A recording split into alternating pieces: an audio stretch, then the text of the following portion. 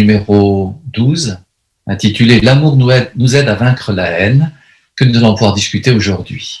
En fait, la plus belle des victoires qui puisse exister, c'est celle qui se produit lorsque l'amour transforme des ennemis, transforme des oppositions. Cette attitude nous fait réfléchir à une réalité que Jésus a soulevée. S'il a été l'objet de la haine des nations, nous le serons aussi pour notre attachement à ces principes. Aussi, cette étude va nous aider de façon pratique à surmonter de l'indifférence ou parfois de l'opposition que nous pouvons rencontrer autour de nous au moyen de 3 clés. D'abord, l'amour que nous portons à Jéhovah, ensuite l'amour de nos chers frères, et enfin, dans certaines circonstances, le fait d'aimer nos ennemis.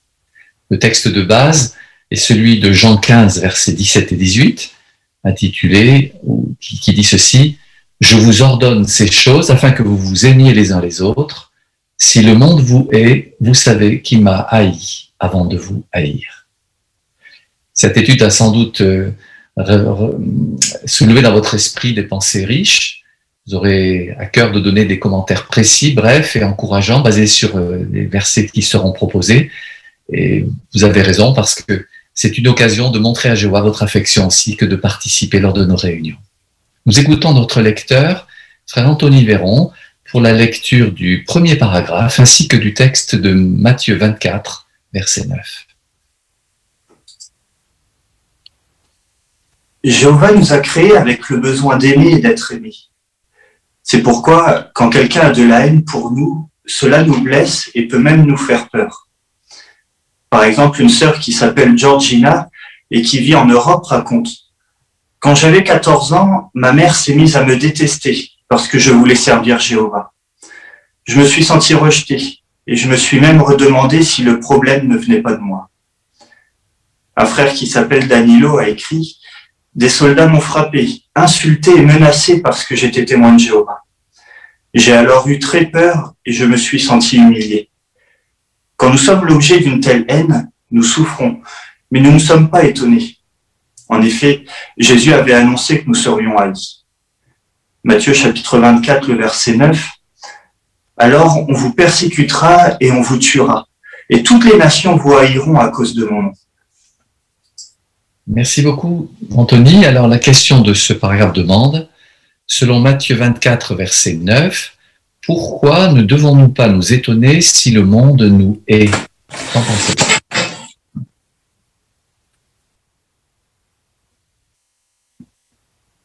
Sœur Rodriguez Lisa. Bien, parce que Jésus nous avait prévenu, quand on lit Matthieu 24, 9, il avait dit: « On vous persécutera, on vous tuera, et toutes les nations vous haïront à cause de mon nom. » Eh oui. Qu'avez-vous noté de particulier, de commun dans les 2 cas proposés ici, qui viennent illustrer le propos de Jésus? Sœur Renaud, s'il te plaît. Oui, on voit que dans les 2 cas, c'est dès qu'ils sont devenus témoins ou qui sont intéressés à être témoins de Jéhovah, ils ont été persécutés. Et même Georgina, c'était sa maman qui vraiment, dès qu'elle a vu qu'elle continuait à vouloir aller aux réunions, elle vraiment l'a persécutée. Et c'est très dur puisque ça te fait mal au cœur. Et puis après, bon, on est humilié aussi. Donc il faut se rappeler que c'est à cause de son nom, Jésus nous avertit. Très bien. Merci pour ton bon commentaire. Alors voyons les raisons qui amènent le monde à haïr les serviteurs de Jéhovah avec le paragraphe 2 et 3. Pourquoi le monde a-t-il de la haine pour nous? Parce que comme Jésus, nous ne faisons pas partie du monde. Par exemple, nous respectons les gouvernements humains, mais nous refusons de rendre un culte à leurs dirigeants ou aux emblèmes qui représentent un pays. Nous n'adorons que Jéhovah. Nous affirmons que seul Dieu a le droit de diriger l'humanité, contrairement à Satan et à sa descendance qui contestent violemment son autorité. Nous prêchons que le royaume de Dieu est le seul espoir pour les humains et qu'il va bientôt se débarrasser de tous ceux qui s'opposent à lui. Ce message est une bonne nouvelle pour les humbles, mais une mauvaise nouvelle pour les méchants. Le monde a aussi de la haine pour nous parce que nous respectons les normes morales de Dieu. Ces normes sont complètement à l'opposé de celles du monde. Par exemple, aujourd'hui, beaucoup de personnes n'hésitent pas à dire qu'elles approuvent des conduites sexuelles immorales pour lesquelles Dieu a détruit les habitants de Sodome et de Gomorrhe. Comme nous défendons le point de vue de la Bible sur ce genre de conduite, on se moque souvent de nous et on nous accuse d'être intolérants. Merci beaucoup. Pourquoi le monde a-t-il de la haine pour nous? Qu'en pensez-vous? Sœur Clave Roberta. Parce que nous ne faisons pas partie du monde et que quoi qu'il arrive, en fait, on choisit de plaire à Jéhovah. Et quand on choisit d'obéir à Jéhovah, forcément, ça rend Satan furieux. Et par exemple, en montrant notre neutralité par rapport à la politique, par rapport au patriotisme ou encore au nationalisme, on se montre vraiment différent des autres. Et cela peut être source de moquerie et de haine. Très bien. Voilà quelques raisons intéressantes. Sœur Mélanie Carré. Et puis le paragraphe 2 nous rappelle que la bonne nouvelle que l'on prêche, c'est pas forcément une bonne nouvelle pour tout le monde. Ça ne l'est pas pour ceux qui refusent de se soumettre à l'autorité de Jéhovah. Donc ce n'est pas étonnant qu'ils aient de la haine pour cette bonne nouvelle et puis aussi pour ceux qui la prêchent. Eh oui, très bien. Famille Vanderbord. Oui, aussi, nous affirmons que seul Dieu a le droit de diviser l'humanité et que l'humain ne peut pas se diviser tout seul. Et ce message, pour des personnes humbles, ils le comprennent, et pour des personnes qui ne sont pas humbles, cela peut vraiment susciter de l'opposition. Très bien. Sœur Tucoulé. Oui, j'avais beaucoup aimé une idée que Gaëtan nous avait donnée lors de la semaine spéciale, celle finalement d'être apparenté à des poissons qui nagent à contre-courant, mais heureusement, car comme il nous l'avait dit, les poissons qui ne nagent plus mais se laissent porter par le courant sont les poissons morts. Et nous, en fait, on continue de défendre nos valeurs et de nager vers le royaume de Dieu. Très bien, merci pour cette belle image que tu as rappelée. Famille Follin. Oui, nous sommes également haïs parce qu'en fait, on pense que c'est le royaume de Jéhovah qui va instaurer la paix sur toute la terre. C'est ce que montre Daniel chapitre 2, verset 44. Et ce royaume va pulvériser tous les gouvernements aujourd'hui. Et donc, forcément, le monde ne peut que nous haïr. Très juste. Sœur Nicole. Également parce que nous respectons les normes morales de Jéhovah, les normes de Dieu, bien comme elles sont vraiment à l'opposé des normes du monde. En quelque sorte, notre comportement les accuse. Et comme le dit Pierre, eh bien, cela ne leur plaît pas, donc ils disent du mal de nous. Et oui. Frère Rodriguez. Finalement, pour utiliser une formule qu'on utilise souvent dans le monde, nous n'avons pas les mêmes valeurs. Eh oui, tu as raison. Alors, après avoir bien compris, vous avez donné de bonnes raisons tout à fait justes, et nous les avons parfois vues de façon très claire dans notre parcours. Notons quelles sont les qualités qui vont nous permettre de le surmonter.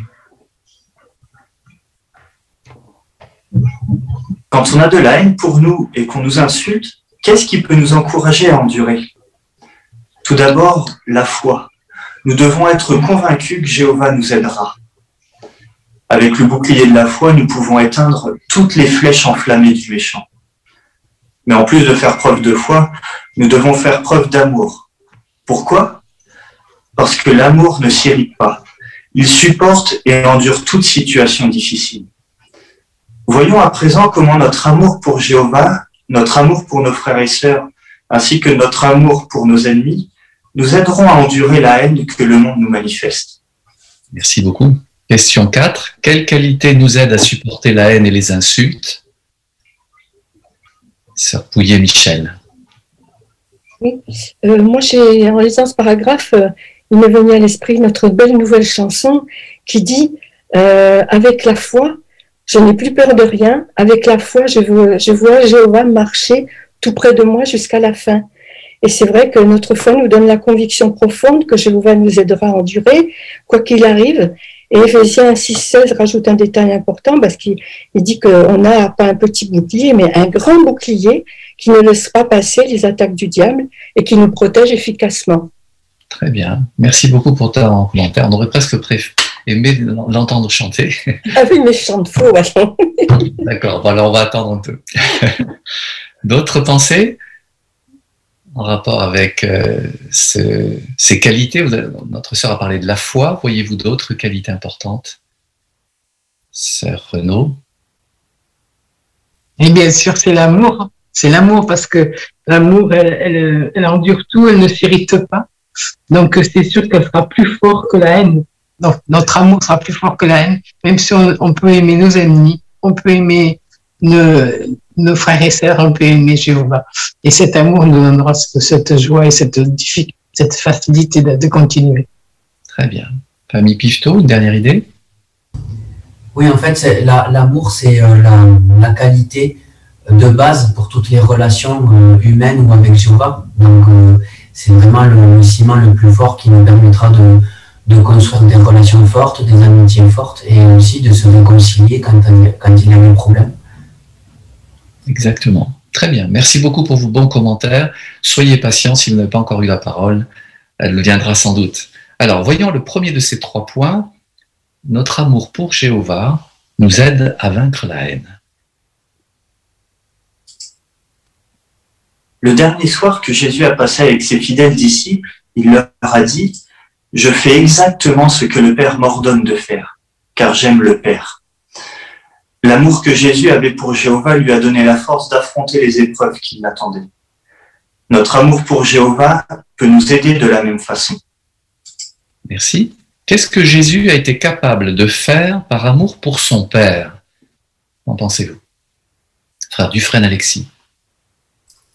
Eh bien, Jésus aimait Jéhovah, et son amour était tellement fort qu'il le poussait à tout faire pour lui, donc à endurer toute difficulté ou épreuve qui pourrait se dresser sur son chemin, et on voit que ça l'a aidé à faire face à la mort et à donner sa vie.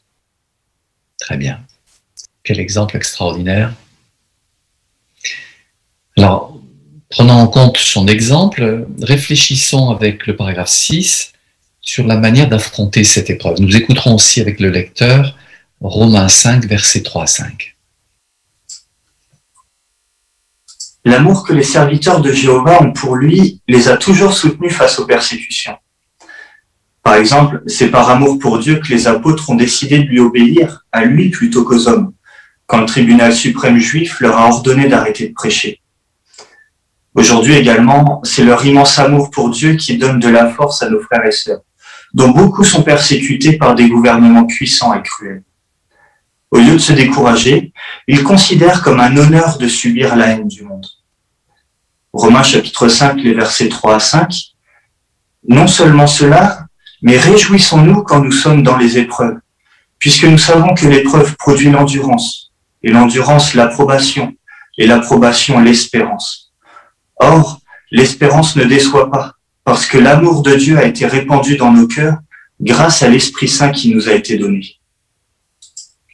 Merci Anthony. Alors la question 6 demande, selon Romains 5, 3 à 5, que ressentons-nous quand nous subissons la haine du monde? Peut-être noter des extraits intéressants dans cette référence. S'il vous plaît, Nicole Vincent.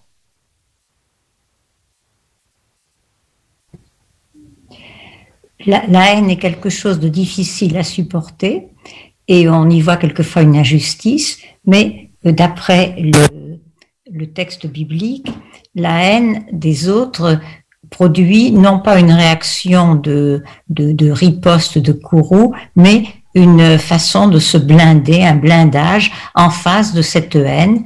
Ce blindage est spirituel et il permet d'avoir par la suite l'endurance. L'endurance entraîne l'approbation de Dieu et qui voit que l'on défend son nom et sa dignité. Et ensuite, cette approbation de Dieu permet d'avoir l'espérance, puisque grâce à l'amour qu'il nous prodigue, eh bien, nous savons qu'il remplira ses promesses. Très bien, merci bien. Alors, le groupe Gravier, Pruvot et Ali. On poursuit sur la pensée de Nicole. On n'aime pas forcément connaître des épreuves, mais on reconnaît qu'elles permettent de mesurer la valeur de notre attachement à Jéhovah. Et cela produit l'endurance, l'approbation et puis l'espérance.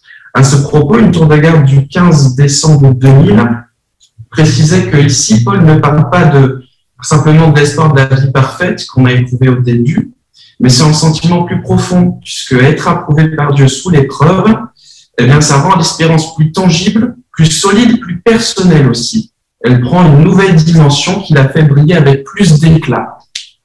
Très bien, merci pour ta référence. Frami Ronzo. Le texte dit aussi que c'est par l'Esprit Saint que l'amour de Dieu se répand dans nos cœurs en cas d'épreuve. Ce qui veut donc dire que ce que l'on ressent quand nous subissons la haine du monde ou la haine de nos proches, c'est qu'on ressent intimement que Jéhovah nous accompagne durant cette épreuve. Tout à fait. Ce que vivent nos frères persécutés, par exemple, en Russie, leur permet de percevoir que l'amour de Jéhovah est palpable et bien réel, malgré les moments difficiles qu'ils rencontrent. Sœur Pélaton, Émilie?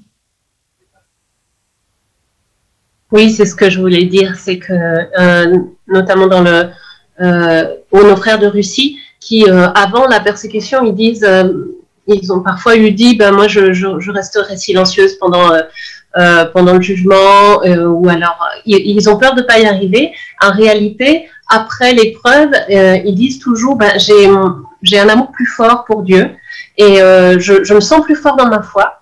Et c'est vrai que selon le texte de Romains 5, 3 à 5 qui montre que la tribulation produit l'endurance, on comprend que c'est pas juste en lisant la Bible qu'on va avoir cette tribulation. En fait, elle est sur le terrain. Donc cette endurance se construit avec l'épreuve. Et finalement, ben, c'est bon pour notre foi et notre amour. Tout à fait. Frère Giraud Noël. Et le texte d'Actes chapitre 5, verset 41, c'est très intéressant, hein, la réaction des apôtres donc qui quittent les Sanhédrins après avoir été maltraités. Le texte dit « Heureux d'avoir été jugés dignes d'être déshonorés pour ce nom ». Donc les chrétiens savent que s'ils sont persécutés, et c'est le cas de nos frères et sœurs de Russie, ils sont pas persécutés parce que ce sont des criminels, parce que ce sont des voleurs, parce que ce sont des gens malhonnêtes. Ils sont persécutés parce qu'ils servent Jéhovah. C'est au nom de Jésus. Et ils sont dignes, ils sont jugés dignes, ils le savent. Donc cette récompense et cet honneur leur permet de rester forts malgré la persécution. Très bien. Dernière pensée, Sœur Talzac. Je vais un peu répéter ce que Noël vient de dire, hein, mais combien de fois on dit la force de l'espoir, que les choses s'améliorent et puis de rester intègre, fidèle à Jéhovah. Donc cette espérance devient de plus en plus forte et de plus en plus profonde. Très bien. Voyons maintenant dans le cadre familial, lorsque de l'opposition naît, et la façon d'y réagir. Paragraphe 7. L'une des pires épreuves qui soit, c'est l'opposition des membres de notre famille. Quand nous commençons à nous intéresser à la vérité, certains d'entre eux peuvent penser qu'on essaie de nous tromper ou que nous sommes en train de perdre la tête. Il peut même arriver qu'ils s'en prennent violemment en nous. Ce genre de réaction ne devrait pas nous surprendre. Jésus a dit « Un homme aura pour ennemi les membres de sa propre famille ». Naturellement, quelle que soit l'attitude de nos proches, nous ne les traiterons jamais comme des ennemis. Au contraire, à mesure que notre amour pour Jéhovah grandit, notre amour pour les autres grandit aussi. Mais nous ne cesserons jamais d'obéir aux lois et aux principes de la Bible juste pour faire plaisir à un humain. Merci bien. Comment devrions-nous réagir quand des membres de notre famille s'opposent à nous? Sœur Janvion. Oui, on n'est pas étonné parce que dans la Bible, on est prévenu. Il y a Matthieu 10, verset 36 qui dit que les membres de notre propre maisonnée pourront être nos ennemis. Et en fait, pour Jésus aussi, hein, ses propres frères n'ont pas cru en lui. Ils ont pensé qu'il est atteint d'un grave dérangement mental. Ils disent il a perdu la raison. Ils se sont emparés de lui pour l'emmener. Eh oui. Quelles sont les raisons parfois qui motivent ce Jouando? Oui, moi, je vais parler de mon cas. Quand je suis devenue témoin de Jéhovah dans une famille catholique et protestante, mes parents ont cru que j'allais devenir, qu'on était en train de me tromper, de me détourner. Donc, on vous prend les enfants quand vous allez à la réunion. Quand les fêtes approchent, les fêtes de fin d'année, c'est tout un problème. Donc, le texte qui m'avait aidé, c'est le texte de Matthieu, chapitre 22, le verset 37 à 39, où c'est un ancien qui m'avait donné ce texte-là en me disant, regarde, il est dit d'aimer d'abord Jéhovah et d'aimer notre prochain, ça vient après. Surtout quand notre prochain s'oppose à Jéhovah, qu'est-ce qu'il faut choisir? Il faut d'abord choisir d'aimer Jéhovah. Et ce texte-là qui m'avait aidé à tenir bon, heureusement, aujourd'hui, une de mes sœurs est témoin de Jéhovah. Eh oui, très bien, bonne remarque. Voilà, qui me replace dans un contexte réel. Famille Surville ou Le Galet. Également, dans ce que dit le texte de Matthieu, on voit aussi que par amour pour nos proches, on essaiera peut-être aussi de comprendre pourquoi ils réagissent comme ça. Parce que certains, c'est pas forcément par pure méchanceté, c'est parce qu'ils s'inquiètent pour nous.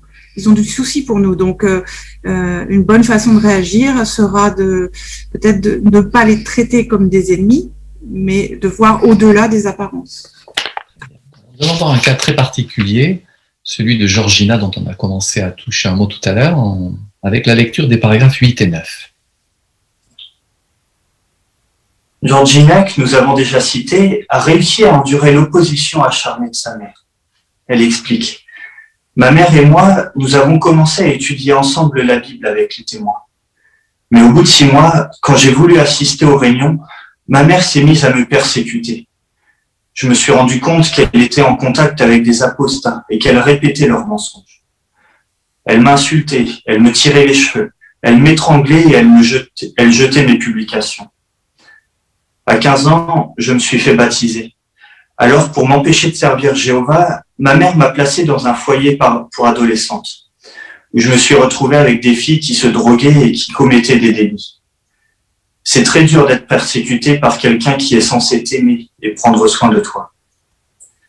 Qu'est-ce qui a aidé Georgina à tenir bon? Elle raconte. Le jour où ma mère a commencé à s'en prendre à moi, je venais tout juste de finir de lire la Bible en entier. J'étais maintenant convaincu d'avoir trouvé la vérité et je me sentais très proche de Jéhovah.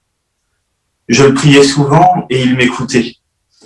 Durant la période où j'étais dans ce foyer, une sœur m'invitait souvent chez elle et on étudiait la Bible ensemble.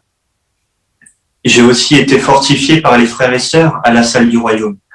Ils me traitaient comme si je faisais partie de leur famille. J'ai pu constater que Jéhovah est plus fort que nos opposants, peu importe qui ils sont. Merci. Qu'est-ce qui a aidé une sœur à tenir bon malgré l'opposition qu'elle a subie? Pouvez-vous m'en rappeler, famille Hougard? Mais ce sont vraiment ses relations avec Jéhovah. Elle explique que c'est juste quand elle a fini de lire la Bible qu'elle a commencé à être persécutée entre guillemets par sa mère. Et si on conçoit que c'était juste ce qu'il lui fallait pour tenir lorsqu'elle aurait des persécutions, eh bien on voit bien que sa relation a été vraiment quelque chose de fondateur pour continuer d'endurer cette persécution. Et puis elle explique aussi que la prière a été encore quelque chose de bénéfique, tout comme l'étude et puis la fréquentation des réunions. Très bien. On va voir apparaître l'illustration qui correspond à cette situation. Voulez-vous apporter d'autres commentaires, ajouter vos pensées sur son exemple? Famille Richardson. Oui, ce qui est important, c'est que la sœur qui l'a invitée quand elle était dans le foyer, souvent chez elle, c'est pas seulement pour offrir son amitié et des bons moments, essayer de compenser des conditions de vie dures que Georgina avait subies, mais c'est pour étudier la Bible, pour l'aider vraiment à renforcer ses relations avec Jéhovah. Bien, merci beaucoup. Sœur Lisa Rodriguez. Ce qui montre aussi qu'il y avait besoin d'une aide pratique. Cette sœur, elle avait besoin en effet de l'aide de Jéhovah, mais Jéhovah s'est servi de son organisation pour que les frères et sœurs montrent de l'amour à cette sœur, l'amour que Jéhovah avait pour cette jeune.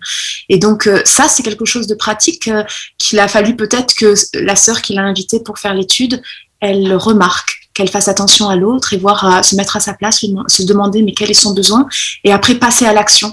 Et fallait peut-être du courage aussi pour lui proposer, parce que comme elle était dans un foyer, on pouvait se poser des questions sur cette jeune qui subissait ces fréquentations mauvaises, mais ça ne veut pas dire qu'elle appliquait les mêmes choses que ceux qui l'entouraient. Merci beaucoup. Voyons la dernière partie de ce premier exemple avec la lecture du paragraphe 10. L'apôtre Paul a écrit que rien ne peut nous séparer de l'amour que Dieu a pour nous et qui est en Christ Jésus notre Seigneur. Nous pouvons être certains que Jéhovah sera toujours là pour nous consoler et nous fortifier, même si nous souffrons pendant un temps. Et comme le montre le témoignage de Georgina, Jéhovah nous soutient aussi par le moyen de notre belle famille spirituelle. Merci. De quoi pouvons-nous être certains, famille Espinoza? Nous pouvons être certains que Jéhovah sera toujours là pour nous consoler et nous fortifier, même si on souffre pendant un certain temps. Bien, merci beaucoup Elena. Sœur Clavé Cameron. Oui, comme le montre ce beau verset de Romains chapitre 8 et versets 38 et 39, l'amour que Jéhovah a pour nous est intense, il surpasse tout. Donc on peut être rassuré parce que ça signifie que rien, aucune épreuve, ni personne ne pourra nous séparer de lui ou briser aussi l'amour qu'il a pour nous tant qu'on lui reste fidèle, bien sûr. Et oui. Sœur Balsa Dominique. Et que Jéhovah, donc, comme dans le cas de Georgina, eh bien, il comble nos besoins affectifs. Ça a dû être terrible pour cette sœur d'être privée de l'affection de quelqu'un d'aussi proche qu'est une maman. Mais Jéhovah a compris sa situation et a comblé ce besoin grâce justement à l'affection de la famille des frères et sœurs. Voilà. Celle de Jéhovah qui transparaissait. Famille Follin, une dernière idée? Oui, et enfin pour surmonter de telles épreuves, parce qu'une mère qui veut nous étrangler, c'est vraiment pas facile. Et puis ça doit vraiment choquer. Je pense qu'il faut vraiment dès aujourd'hui qu'on développe une grande foi en Jéhovah et un réel amour envers lui. Et ça ne sera que cette foi et cet amour qui va faire en sorte qu'on surmontera les épreuves. Parce que c'est sûr que si on fait rien, l'instinct va nous dire de nous défendre et d'haïr la personne, de la détester. Donc c'est vraiment cette foi et cet amour qu'on doit développer dès aujourd'hui. Très bien. C'était donc le premier point, l'amour pour Jéhovah. Le deuxième, notre amour pour nos frères nous aide à vaincre la haine. Nous attendrons aussi après la lecture du paragraphe sur Jean 15, versets 12 et 13, s'il te plaît. Le soir qui a précédé sa mort, Jésus a rappelé à ses disciples qu'ils devaient s'aimer les uns les autres. Il savait que s'ils s'aimaient comme lui les avait aimés, ils réussiraient à rester unis et à endurer la haine du monde. Prenons l'exemple de l'Assemblée de Thessalonique. Dès sa formation, ses membres ont été l'objet de persécutions. Pourtant, ils sont devenus des exemples d'intégrité et d'amour. Paul les a encouragés à continuer de se témoigner de l'amour, et même à le faire toujours plus pleinement. L'amour les pousserait à soutenir ceux qui étaient faibles ou déprimés. Les chrétiens de Thessalonique ont suivi ce conseil de Paul. En effet, 1 an plus tard, dans sa deuxième lettre, Paul a pu leur dire « L'amour que vous avez tous l'un envers l'autre grandit. » Leur amour leur a permis d'endurer les difficultés et la persécution. Jean chapitre 15, les versets 12 et 13. « Ceci est mon commandement, que vous vous aimiez les uns les autres comme je vous ai aimé. Personne n'a de plus grand amour que celui qui donne sa vie pour ses amis. » Merci. Question 11. Comment le genre d'amour mentionné en Jean 15, 12 et 13 a-t-il aidé les disciples de Jésus à se soutenir les uns les autres?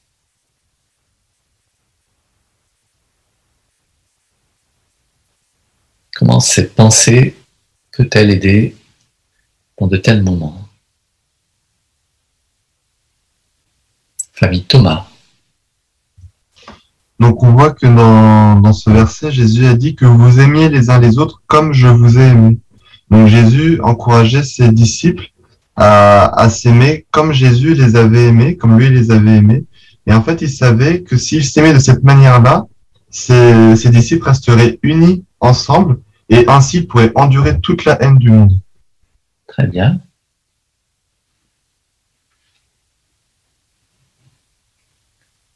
Famille Arénias. Oui, on a l'exemple de l'Assemblée de Thessalonique. La congrégation a été formée et ils ont été l'objet de persécutions. Voilà, il disait dans 1 Thessaloniciens, par exemple, 1:3, nous vous rappelons constamment votre service motivé par la foi, vos durs efforts, votre endurance et l'espérance en Jésus-Christ qui leur a donné le moyen de tenir bon.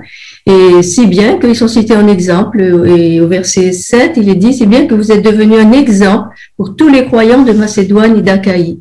Donc on voit que l'amour a fait beaucoup, ça les a encouragés à se témoigner, donc cette qualité. Et ils l'ont fait, Paul a dit, faites-le toujours plus pleinement. Voilà, et ainsi ils ont pu soutenir les faibles, les déprimés. C'est vraiment, l'amour est quelque chose de très fort. Merci. Famille Richardson. C'est un exemple moderne, mais ça m'a fait penser ce verset à un frère avec qui j'ai parlé, qui prêchait dans un pays où l'œuvre était interdite. Et quand il était arrêté et pour être interrogé, il a prié d'abord et surtout pour ne pas divulguer les noms et les coordonnées de ses frères. Et bien sûr, c'est ça qui la police le cherchait. Et à tour de rôle, différentes équipes l'ont interrogé. Mais grâce à son amour pour Jéhovah, l'Esprit Saint, et surtout l'amour pour ses frères, il n'a rien lâché, quoi. Très bien. Voilà, la force de l'unité. Dernière pensée, frère Giraud? Oui, pour poursuivre sur l'exemple de l'Assemblée de Thessalonique, dans 2 Thessaloniciens chapitre 1, versets 3 à 5, un an après, eh bien, l'apôtre Paul réitère ses félicitations, leur amour a grandi, et il dit de nouveau dans le verset 4, nous parlons de vous avec fierté parmi les assemblées de Dieu, en raison de votre endurance et de votre foi. Donc en fait, les frères ont continué de manifester cet amour, et c'est un exemple également pour nous, dans le temps, de continuer de manifester de l'amour. Voilà, c'est une force inouïe, en effet, qui peut beaucoup apporter. Voyons dans le cas de Danilo, le frère dont nous parlions tout à l'heure, comment cela s'est manifesté, paragraphe 12. Voyons ce qui est arrivé à Danilo, déjà cité, et à sa femme. Alors que des combats avaient éclaté dans leur ville, ils ont continué à assister aux réunions, à prêcher du mieux qu'ils pouvaient et à partager leur nourriture avec leurs frères et sœurs. Mais un jour, des soldats armés sont venus chez eux. Ils m'ont ordonné de renoncer à ma foi, raconte Danilo. Comme je refusais, ils m'ont battu. Et pour m'effrayer et me faire croire qu'ils allaient me tuer, ils ont tiré une balle juste au-dessus de ma tête. En partant, ils ont menacé de revenir violer ma femme. Mais nos frères et sœurs nous ont rapidement mis dans un train qui partait vers une autre ville. Je n'oublierai jamais leur amour.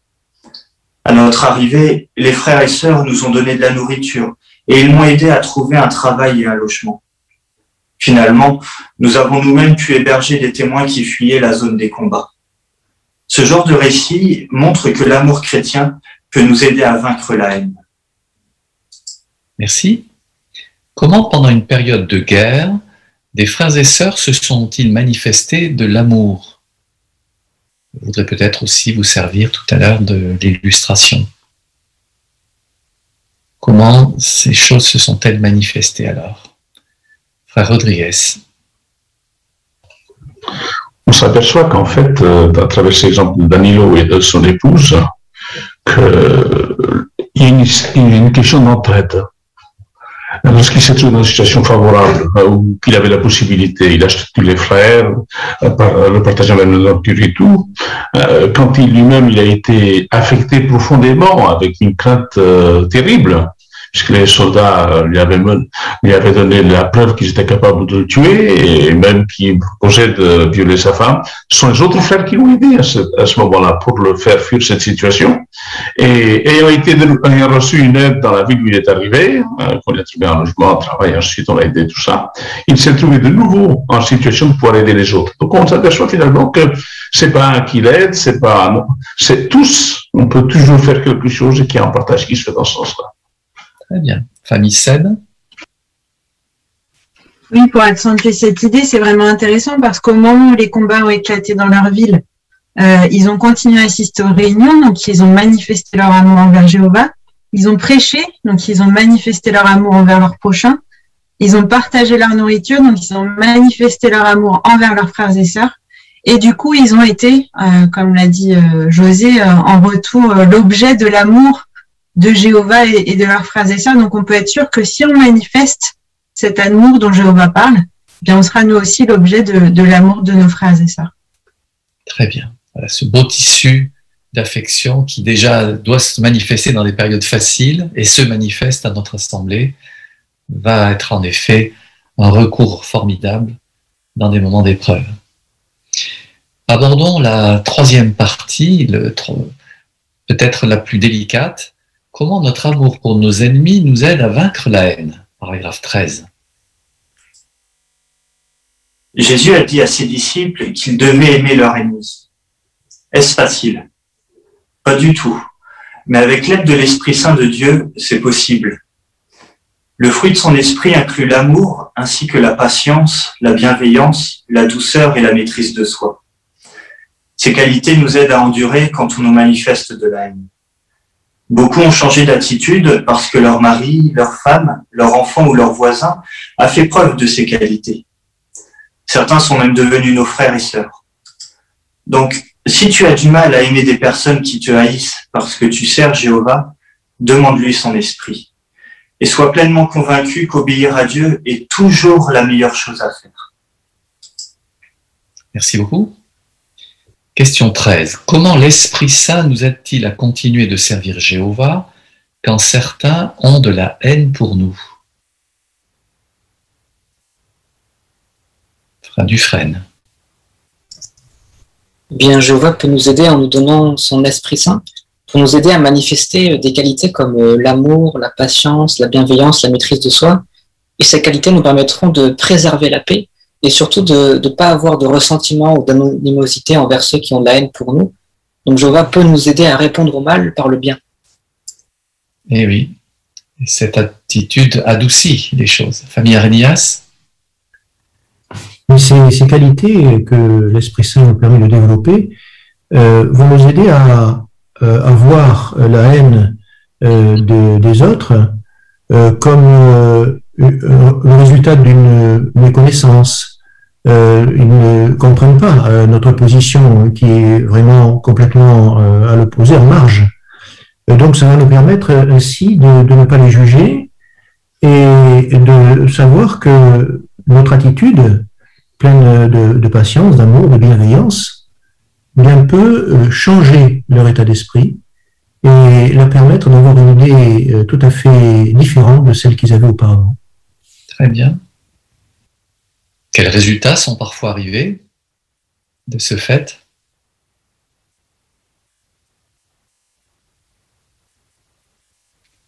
Famille Gravier, Pruvot. Oui, eh bien, on voit que ces personnes qui ont été persécutées, les persécuteurs, certains ont reconnu leur erreur et ils sont même devenus des frères. Très bien, très bonne remarque. C'est magnifique ce genre de changement quand ils se produisent en effet, la force de l'amour qui peut toucher les gens. En fait, pourquoi les gens changent-ils selon les différentes références que vous avez notées? Qu'est-ce qui se passe en eux? Quel raisonnement, quelle réaction se produit en eux?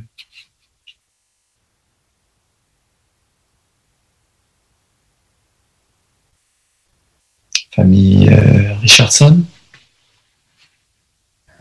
Oui, c'est souvent à cause des qualités que leurs proches ou des personnes qu'ils ont auparavant persécutées ont manifestées. Et je me souviens dans une assemblée que je fréquentais il y a plusieurs années, j'avais pas la sœur, mais un frère qui était fortement persécuté par sa femme. Ça avait duré 20 ans. Et au bout de 20 ans de brûlure des costumes, etc., et la littérature, cette femme se dit, mais il a quand même été un bon mari. Il m'a supporté pendant toutes ces années. Et maintenant, elle sert encore Jéhovah et les pionniers permanents. Très bien. Abordons d'autres aspects pratiques avec un cas intéressant. Paragraphes 14 et 15, s'il te plaît, Anthony. Voyons ce qui est arrivé à Yasmine, qui vit au Moyen-Orient. Quand elle est devenue témoin de Jéhovah, son mari a cru qu'elle avait été manipulée et il a essayé de l'empêcher de servir Dieu. Il s'est mis à l'insulter et il a demandé à des proches, ainsi qu'à un chef religieux et à un sorcier, de l'accuser de briser sa famille et de la menacer de lui faire du mal. Pendant une réunion de l'Assemblée, il est même venu insulter les frères et sœurs. Yasmine pleurait souvent d'être traitée aussi méchamment. À la salle du royaume, la famille spirituelle de Yasmine l'a consolée et lui redonnait du courage.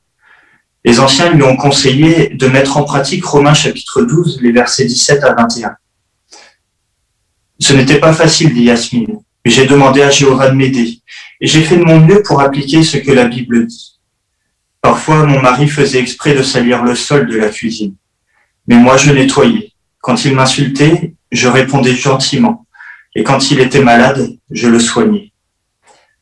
Romains chapitre 12, le verset 17 à 21, ne rendez à personne le mal pour le mal. Tenez compte de ce qui est beau du point de vue de tous les hommes. Si possible, pour autant que cela dépend de vous, vivez en paix avec tous les hommes. Mais bien-aimés, ne vous vengez pas vous-même, mais laissez agir la colère de Dieu. Car il est écrit, « La vengeance est à moi, c'est moi qui paierai de retour, dit Jéhovah. » Au contraire, si ton ennemi a faim, donne-lui à manger. S'il a soif, donne-lui à boire.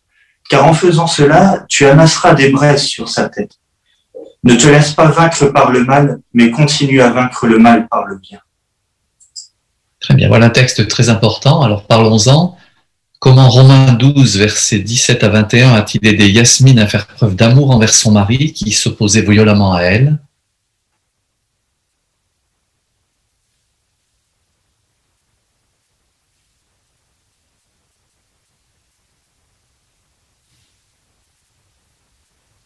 Famille Ngomé. En fait, Yasmine a vraiment très bien agi. Elle ne s'est pas laissée vaincre par le mal. Et puis, comme nous le dit le verset 19 de Romains 12, que mes bien-aimés, ne vous vengez pas vous-même, mais laissez agir la colère de Dieu, car il est écrit, la vengeance, c'est à moi. C'est à moi qui paiera de retour, dit Jéhovah. Donc, en fait, tout cela l'a aidé. Les conseils que les anciens lui ont donnés ont vraiment aidé à ce qu'elle puisse méditer sur ce verset et puis qu'elle applique. Et on voit après que son mari a changé, comme on l'a aussi vu dans des paragraphes précédents. Très bien. Peut-on commenter les illustrations?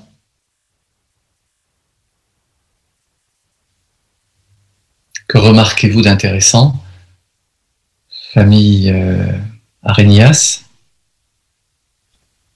Et oui, on voit la pauvre Yasmine, son mari est en train de la torturer moralement et peut-être même physiquement.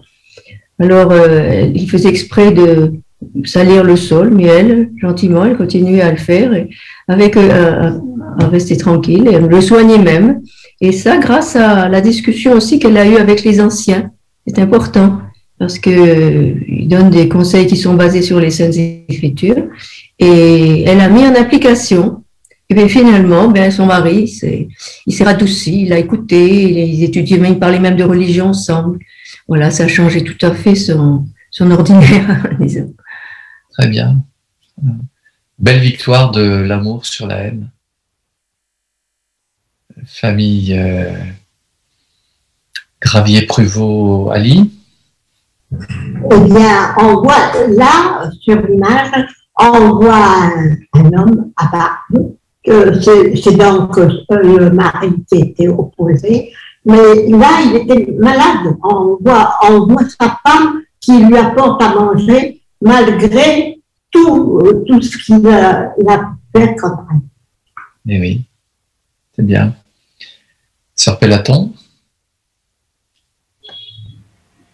Ce genre de traitement qu'a subi Yasmine, si elle veut pas que son mariage se finisse par un divorce, sa seule arme, c'est l'amour, parce que c'est l'arme la plus forte, en fait. Comme on a lu dans le texte, en faisant cela, tu amasseras des braises sur sa tête. Finalement, c'est son amour qui a fait fondre la haine de son mari. C'est triste quand un membre de la famille si proche devient un ennemi, mais c'est pas un ennemi il la déteste pas vraiment, mais il a quand même cette haine qui s'exprime et qu'elle doit, par son attitude chrétienne, faire fondre. Très bien. Suivons d'ailleurs l'examen de ce récit avec les paragraphes 16 et 17, s'il te plaît.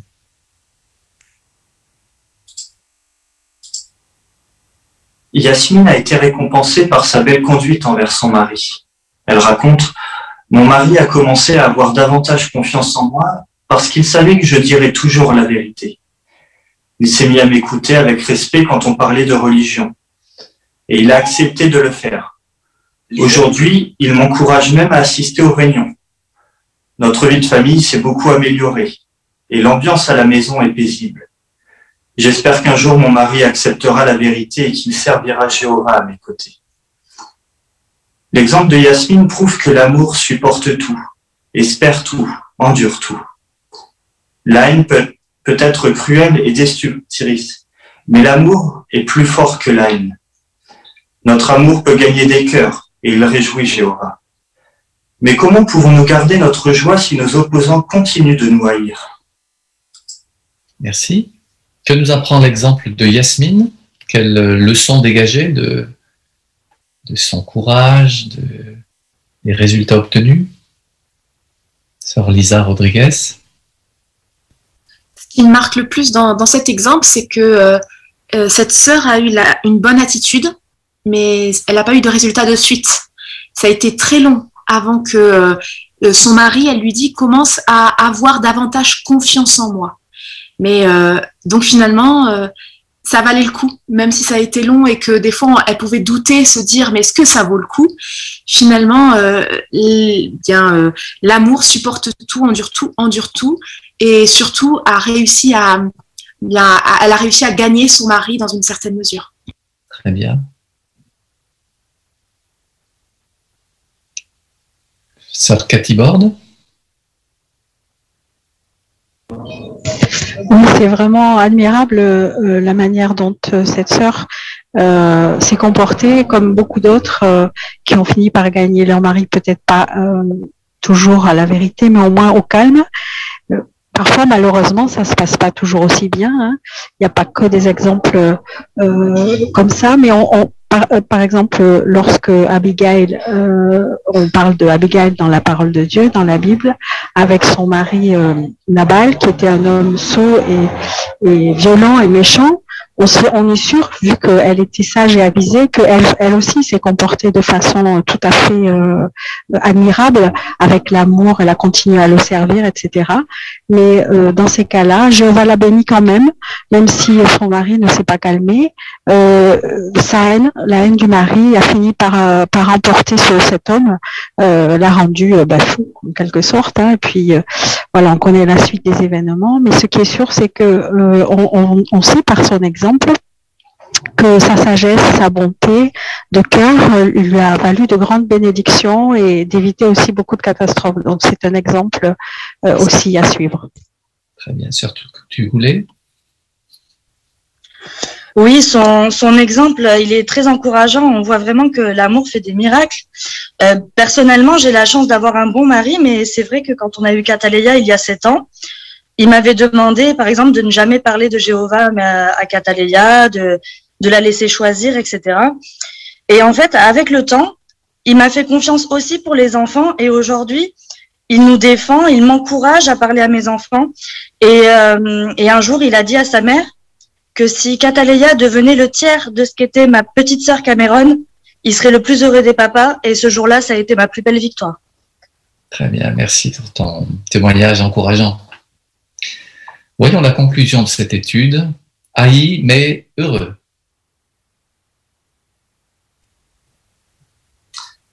Jésus a dit, « Heureux êtes-vous quand les hommes vous haïssent. » Nous ne cherchons pas à être haïs. Nous n'essayons pas non plus d'être des martyrs. Alors pourquoi pouvons-nous être heureux quand on nous haït, quand on nous hait? Pour au moins 3 raisons. Premièrement, quand malgré la haine qu'on nous manifeste, nous endurons au service de Dieu, nous gagnons son approbation. Deuxièmement, notre foi devient plus forte et plus précieuse. Et troisièmement, nous savons que nous recevons une récompense inestimable, la vie éternelle. Merci. Pourquoi pouvons-nous être heureux même si nous sommes haïs? Il y a au moins 3 bienfaits qu'on peut citer. Sœur Richardson, Nina. Un des bienfaits mentionné en 1 Pierre chapitre 4, où Jéhovah nous dit, si vous êtes insultés pour le nom de Christ, vous êtes heureux parce que l'Esprit de Dieu repose sur vous. On sait à ce moment-là qu'on a l'approbation de Jéhovah et on sait qu'à ce moment-là, on a aussi son Esprit Saint pour nous soutenir. Eh oui, c'est palpable en effet. Avez-vous noté les autres raisons, les autres sortes de bienfaits? Famille Vanderbord. J'ai beaucoup aimé Romains chapitre 2, versets 6 et 7, où on dit que Jéhovah rendra à chacun selon ses actes. Et j'aime beaucoup la dernière phrase qui dit qu'il nous rendra justement la vie impérissable par de l'endurance dans une œuvre qui est bonne. J'aime beaucoup ce texte parce que justement, il nous dit dans les espérances que Jéhovah nous donne de cette vie impérissable, de cette vie éternelle, et que bien sûr, pour cela, il nous faut de l'endurance. Mais c'est de l'endurance dans une œuvre qui est bonne, et cette regarde nous a montré que cet amour est tellement puissant que c'est quelque chose qu'on a vraiment envie de manifester comme Jéhovah le veut. Très bien. En effet. Une autre pensée, famille Follin. Oui, et notre foi va devenir plus forte et plus précieuse. C'est ce que montre 1 Pierre chapitre 1, verset 7. Elle sera plus précieuse que l'or et il sera un sujet de louange, de gloire et d'honneur pour Jéhovah et Jésus. Merci. Lisons le paragraphe 19. Peu après la résurrection de Jésus, les apôtres ont ressenti le bonheur dont il avait parlé. Un jour, les chefs religieux juifs les ont flagellés et leur ont ordonné d'arrêter de prêcher. Pourtant, les apôtres se sont réjouis. Pourquoi? Parce qu'ils avaient été jugés dignes d'être déshonorés pour le nom de Jésus. Leur amour pour leur maître était plus fort que leur peur de subir la haine de leurs ennemis. Cet amour, ils l'ont démontré en proclamant la bonne nouvelle sans arrêt. Actuellement, beaucoup de nos frères et sœurs continuent de servir Jéhovah fidèlement malgré les difficultés. Ils savent qu'il n'oubliera pas leur œuvre et l'amour qu'ils ont montré pour son nom. Paragraphe 19. Pourquoi les apôtres étaient-ils heureux alors qu'ils venaient d'être flagellés? Comment expliquer cette contradiction apparente?